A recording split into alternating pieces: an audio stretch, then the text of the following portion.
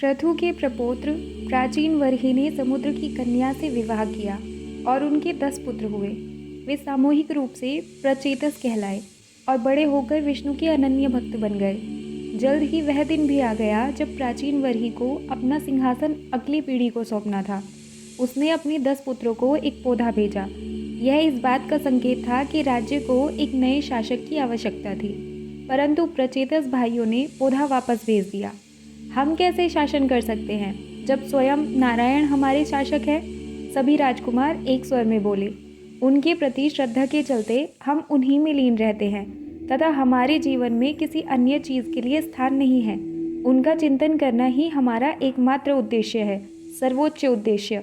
हम संतुष्ट हैं और हमें कुछ नहीं चाहिए। किंतु राजा भी सरलता से हार मानने वाला नहीं था। उसने अपने पुत्रों को शासक के कर्तव्य याद दिलाए, साथ ही इस धरती पर और यहाँ रहने वाले लोगों के प्रति उनके दायित्व पर भी बल दिया। बहुत वाद विवाद के बाद अंत में प्रचेतस ने एक प्रस्ताव रखा। हम नारायण का ध्यान करेंगे, उनका आह्वान करेंगे ताकि वे हमारा मार्गदर्शन करें। यदि हमें शासन करने को वो कहेंगे तो हम उनकी आज्ञा का पालन करेंगे। यदि उन्होंने हमें अपनी आध्यात्मिक खोज जारी रखने को कहा तो आप वचन दीजिए कि आपको इसमें आपत्ति नहीं होगी। प्राचीन वर्ही ने प्रस्ताव स्वीकार किया और प्रचेतस भाई समुद्र तट की ओर चल पड़े। पानी में गोता लगाकर वे समुद्र तल में गहन ध्यान करने बैठ गए। वर्षों बीत गए और राजा प्रतीक्षा करते करते थक गया। वह प्रतिदिन समुद्र के किनारे जाता, परंतु उसे बालू के सिवा वहाँ कुछ नहीं मिलता। वह हर रात समुद्र से याचना करता, परंतु लहरों के हंसने की आवाज़ के अलावा उसे कुछ भी सुनाई नहीं देता था। वह अपने पुत्रों की प्रतीक्षा करता रहा और उसके पुत्र नारायण की प्रतीक्षा करते रहे। इस प्रकार 10,000 वर्ष बीत गए। प्रचेतस भाइयों के स्नेह से प्रभावित होकर भगवान विष्णु अंततः प्रकट हुए। उन्होंने प्रचेतस को उनकी अमर भक्ति और अटूट आस्था के लिए आशीर्वाद दिया और साथ ही प्राचीन वर्ही की बात का भी समर्थन किया। आपके महान पूर्वज पृथु ने भूलोक को एक नई पहचान दी थी। उनके वंशज होने के नाते शासन करना आपका कर्तव्य है। धर्म और कर्म सदा ही अविभाज्य रहे हैं। एक के बिना दूसरे को कैसे प्राप्त किया जा सकता है? मैं चाहता हूँ कि आप मुझे इस कार्य से बचने का साधन नहीं, अपितु अपनी शक्ति का स्रोत बनाएं। प्रभु, आपने हमारा मार्गदर्शन किया है। हम पृथ्वी की भलाई के लिए हर संभव प्रयास करेंगे। यही आपका धर्म भी है। इस समय भूलोक को आपकी सबसे अधिक आवश्यकता है। जगन्नाथ के इन शब्दों से सभी भाई विचलित हो गए। सबसे अधिक आवश्यकता? ऐसा क्यों कहते हैं भगवान? परंतु विष्णु अंतर्ध्यान हो चुके थे। प्रचेतस भाई समुद्र तल से बाहर निकल आए, किंतु विष्णु के कहे शब्द उनके कानों में गूंजते रहे। इस समय भूलोक को आपकी सबसे अधिक आवश्यकता है। जैसे ही प्रचेतस समुद्र से बाहर आए, उन्हें आसपास का दृश्य देखकर विश्वास नहीं हुआ। क्या वह सच था या फिर पंच तत्व कोई लीला कर रहे थे? समुद्र का तट और वहाँ की रेत दोनों गायब हो गए थे। नगर और किला भी दिखाई नहीं पड़ रहा था। वहाँ अब एक अंतहीन वन था। जहाँ तक नजर जाती विशालकाय वृक्ष दिखाई देते थे। वे वृक्ष इतने ऊंचे थे मानो वे नीचे सागर और ऊपर अंबर को भेद रहे हों। वृक्ष चारों ओर फैले हुए थे और उनके पार कहीं कुछ भी नहीं दिखाई पड़ता था। उस जंगल में प्रवेश करने और कई दिनों तक घूमने के बाद भी प्रचेतस भाइयों का किसी मनुष्य से आमना सामना नहीं हुआ। उनके आसपास अंततः पेड़ पौधे और पत्ते थे जो हर जगह हरी फफूंद की तरह उगे आए थे और उनके सिवा लगभग हर चीज़ घुटन का शिकार हो गई थी।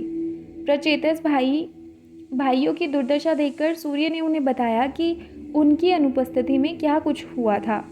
आप लोग 10,000 वर्षों तक समुद्र के भीतर थे। उस बीच आपके पिता का देहांत हो गया। पृथ्वी भी शासक विहीन हो गई।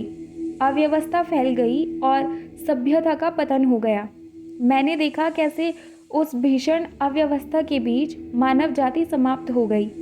पेड़ पौधों के अतिरिक्त कुछ नहीं बचा। अब भूलोक पर अत्यधिक मात्रा में वनस्पति उगाई है। पृथु ने पृथ्वी को साफ कर दिया था, किंतु अब यह फिर से पहले जैसी हो गई है। यह सुनकर प्रचेतस क्रोध और पछतावे से कांप उठे।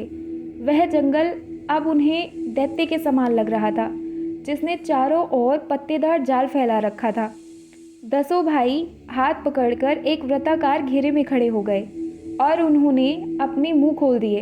अगले ही क्षण उनके मुख से अग्नि निकलने लगी, वृक्ष झुलसने लगे और तेज हवा ने पेड़ पौधों को उखाड़ फेंका। ऐसा लगा जैसे कोई उन्मत्त सेना भूलोक को निर्वस्त्र कर रही थी।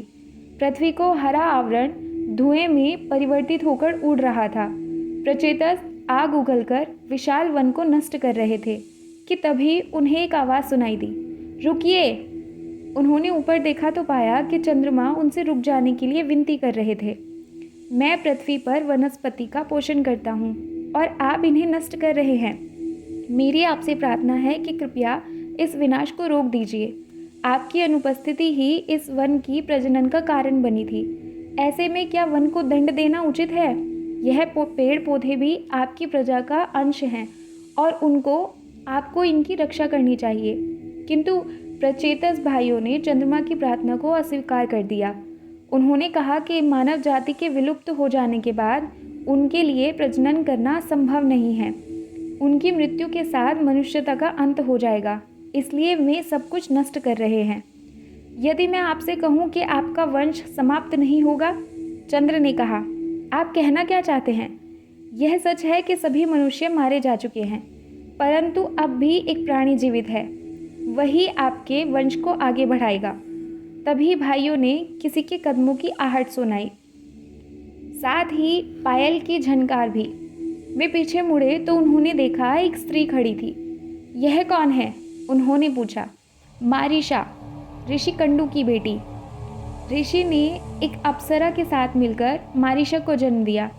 उस अप्सरा का अंश होने के कारण यह जीवित रह पाई और इन वृक्षों के साथ ही इसका पालन पोषण किया है। मैं अब यह बात समझा हूँ कि सृष्टि ने मारीशा के माध्यम से आपके वंश की रक्षा की थी। जिस गर्भ से मनुष्य पुनः जन्म लेंगे, उसे वनस्पतियों को ने पाला है। भूलोक ने अपनी भूमिका निभाई है और अब आपको भी यही करना चाहिए। मानव जाति आपके कारण विलुप्त हुई और अब आपको अपनी भूल को सुधारना है। आप 10 को मारीशा से विवाह करके पृथ्वी पर पुनः आबाद करना होगा।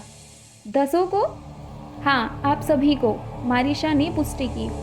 पूर्व जन्म में मेरा विवाह एक राजा से हुआ था, जिनकी बीमार होने के कारण युवावस्था में ही मृत्यु हो गई थी। उसके बाद मैंने भगवान विष्णु से प्रार्थना करके उनसे 2 वरदान मांगे। पहला यह कि मेरा पुत्र ब्रह्मदेव जैसा हो और दूसरा यह कि मुझे अगले 10 जन्मों में 10 स्वस्थ पति मिले। ईश्वर ने मुझे पहला वरदान दे दिया, परंतु दूसरे को थोड़ा बदल दिया। उन्होंने मुझे यह आशीर्वाद दिया कि मेरे एक ही जीवन में 10 पति होंगे। वह मुस्कुराई। उनका दूसरा आशीर्वाद भी अब सत्य हो गया है और पहला भी होगा। चंद्रमा ने मारीशा को आश्वासन दिया, आपका पुत्र वास्तव में परमपिता ब्रह्मा जैसा ही होगा, क्योंकि वह स्वयं सृष्टिकर्ता का पुत्र होगा। पराक्रमी दक्ष। दक्ष सती के पिता?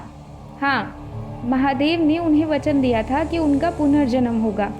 वह समय आने वाला है। प्रचेतस भाइयों के साथ आपके मिलन के फलस्वरूप प्रजापति का जन्म होगा। वन में लगी आग बुझ चुकी थी, तूफान भी थम गया था। 10 प्रचेतस भाइयों ने मारीशा की ओर अपना हाथ बढ़ा दिया।